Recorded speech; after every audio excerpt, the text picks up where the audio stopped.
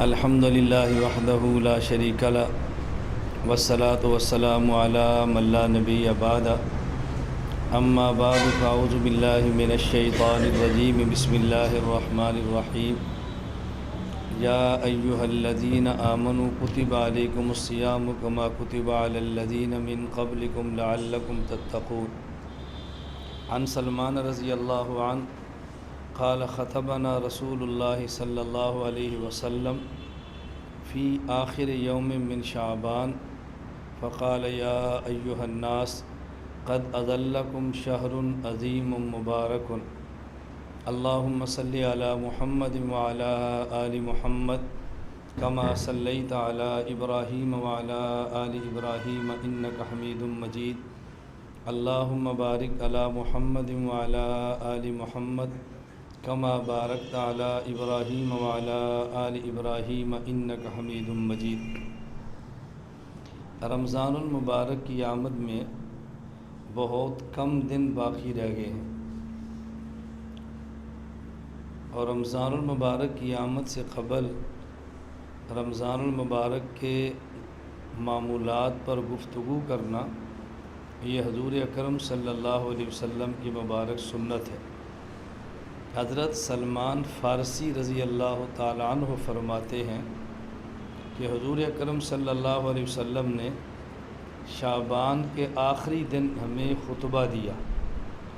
شعبان کی آخری تاریخ تھی اور صبح رمضان تھا، تو اللہ کے نبی نے ہمیں خطبہ دیا اور کچھ باتیں ارشاد فرمائیں۔ اللہ کے نبی صلی اللہ علیہ وسلم نے فرمایا یا ایھا الناس قد اظلکم شہر عظیم مبارک۔ الفاظ نبوت کی بلاغت دیکھیں اور الفاظ نبوت کو سمجھیں۔ رسول اکرم صلی اللہ علیہ وسلم نے فرمایا یا ایھا الناس قد اظلکم شہر عظیم مبارک، اے لوگو رمضان المبارک کا مہینہ آ رہا ہے، آ گیا ہے، تمہارے اوپر سایہ کرنے لگا ہے، اور رمضان المبارک کا مہینہ یہ ایسا مہینہ ہے عظیم مبارک جو عظمت والا ہے اور برکت والا ہے۔ یہ دو باتیں سمجھنے والی ہیں جو رسول اکرم صلی اللہ علیہ وسلم نے سمجھائی ہیں۔ یہ حدیث کافی لمبی اور طویل حدیث ہے۔ صحیح ابن خزیمہ میں یہ روایت موجود ہے، اور ہمارے حضرت شیخ الحدیث مولانا زکریا کاندھلوی رحمہ اللہ نے فضائل اعمال میں فضائل رمضان میں اس حدیث کو نقل فرمایا ہے۔ یہاں جو سمجھنے والی بات ہے وہ یہ کہ صرف حدیث مبارک کا ترجمہ کرنا کافی نہیں ہے، بلکہ الفاظ نبوت کو سمجھے کہ اللہ کے نبی صلی اللہ علیہ وسلم نے بات کیسے سمجھائی ہے۔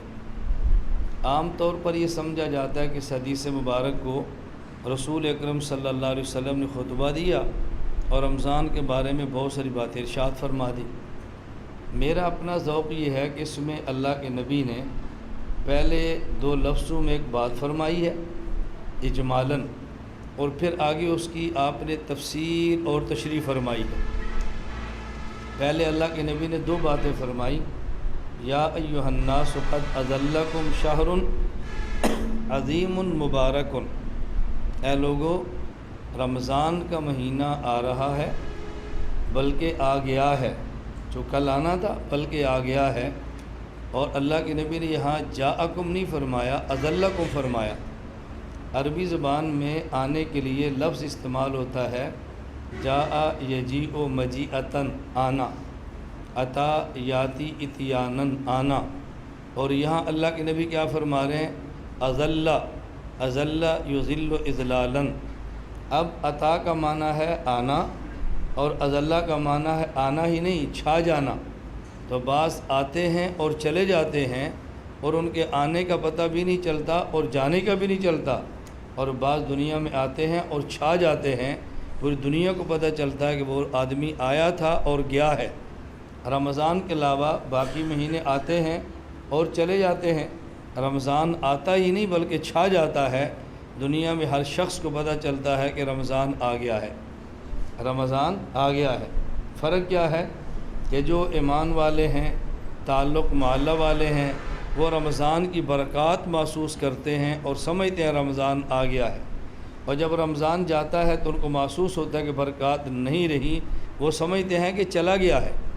اور جو کمزور ایمان والے ہیں، پتہ ان کو بھی چلتا ہے رمضان آ گیا ہے، لیکن وہ روزہ رکھ لیتے ہیں، پھر روزہ لمبا ہوتا ہے، پھر تھک جاتے ہیں، پھر پریشان ہوتے ہیں، سمجھ ان کو بھی آتی ہے کہ آ گیا ہے۔ سمجھ آنے میں فرق ہے، بعض اس کی برکات کو دیکھ کر خوش ہوتے ہیں آ گیا ہے، اور بعض رمضان کی مشقت سے گھبرا کر سمجھتے ہیں کہ رمضان آ گیا ہے، اور جب رمضان گزرتا ہے تو مشقت گزرتی ہے، وہ سمجھتے ہیں رمضان چلا گیا ہے۔ میں اس پر ایک لطیفہ عرض کرتا ہوں۔ کہتے ہیں ایک ہندو نے کلمہ پڑھا اور کلمہ پڑھ کے مسلمان ہو گیا۔ ہندو کلمہ پڑھ کے مسلمان ہوا تو پاس کھڑا ہوا ایک خان صاحب اس ہندو کو دیکھ کر ہنس رہا تھا۔ تو کسی نے پوچھا بھئی تو کیوں ہنستا ہے؟ وہ ہنسنے کا انداز ایسے تھا جیسے آدمی کسی کا مذاق اڑا رہا ہو۔ کیوں ہنستا ہے؟ اس نے کہا ابھی اس نے کلمہ تو پڑھ لیا ہے، جب جولائی کے روزے آئیں گے اس کو پھر سمجھ آئے گی۔ میں ہنستا اس پر ہوں کہ اس نے کلمہ بڑے شوق سے پڑھا ہے، اس کو جولائی کے روزے دیکھے بتائیں گے کلمہ پڑھا تو ہوتا گیا ہے۔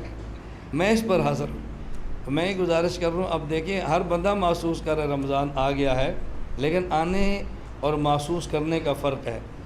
اللہ کے نبی نے فرمایا کہ رمضان آ گیا ہے، رمضان چھا گیا ہے، اور فرمایا یہ عظمت والا بھی ہے اور برکت والا بھی ہے۔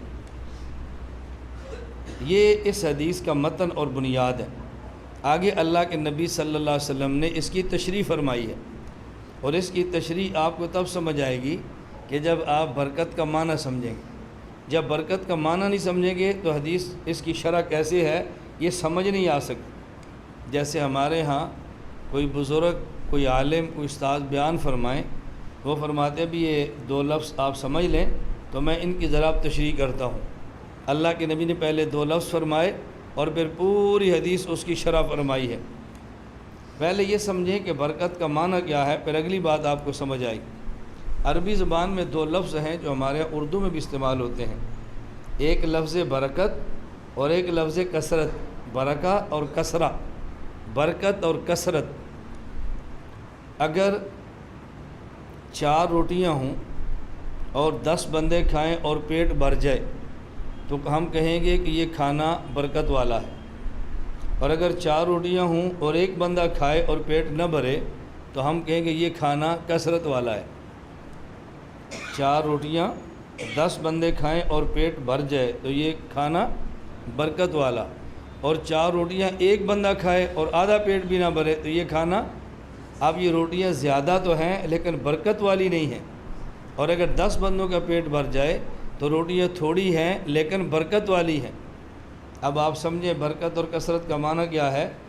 اگر چیز تھوڑی ہو مقدار میں، کمیت میں، حجم میں، اور فوائد زیادہ ہوں تو کہیں گے برکت ہے، اور اگر چیز مقدار، کمیت اور حجم میں زیادہ ہو اور فوائد تھوڑے ہوں تو پھر کہیں گے کہ یہ چیز کثرت والی ہے۔ تو کثرت اور برکت میں فرق سمجھیں۔ حضرت مولانا مفتی رشید احمد لدھیانوی نور اللہ مرقدہ کراچی والے، میں نے بچپن حضرت کی صحبت میں گزارا ہے، درجہ اولا، درجہ ثانیہ اور درجہ ثالثہ۔ جب بالکل ابتدائی طور پہ میں کراچی پڑھنے کے لیے گیا تو حضرت کے بیانات میں میں شرکت کرتا تھا، اصلاحی تعلق حضرت سے قائم کیا تھا، اور حضرت کا مستقل کچھ دن میں نے خانقاہ میں جا کے گزارے بچپن میں۔ حضرت رحمۃ اللہ علیہ فرماتے تھے کہ مجھے بعض لوگ دعا دیتے ہیں اللہ آپ کو لمبی عمر عطا فرمائے، حضرت فرماتے میں کہتا ہوں یہ دعا نہیں ہے، یہ بد دعا ہے۔ آپ میرے لیے لمبی عمر کی دعا نہ کیا کرو، آپ میرے لیے دعا کرو کہ اللہ آپ کو برکت والی عمر عطا فرمائے۔ اب اگر لمبی عمر ہو اور فائدہ نہ ہو، اس سے بہتر ہے تھوڑی عمر ہو اور فائدہ زیادہ ہو۔ تو عمر زیادہ اور کام کم یہ لمبی عمر ہے، اور عمر تھوڑی اور کام زیادہ تو یہ برکت والی عمر ہے۔ تو ایک لفظ کثرت ہے اور ایک لفظ برکت ہے۔ میں آپ کے لیے دعا مانگتا ہوں اللہ آپ کو برکت والی عمر عطا فرمائے، آپ میرے لیے دعا مانگیں اللہ مجھے برکت والی عمر عطا فرمائے۔ اس امت کی عمر بہت تھوڑی ہے، حدیث پاک میں ہے اعمار امتی من 60 الی 70، میری امت کی اوسط عمر جسے آپ کہتے ہیں میکسیمم، औसत उम्र 60 से 70 साल है।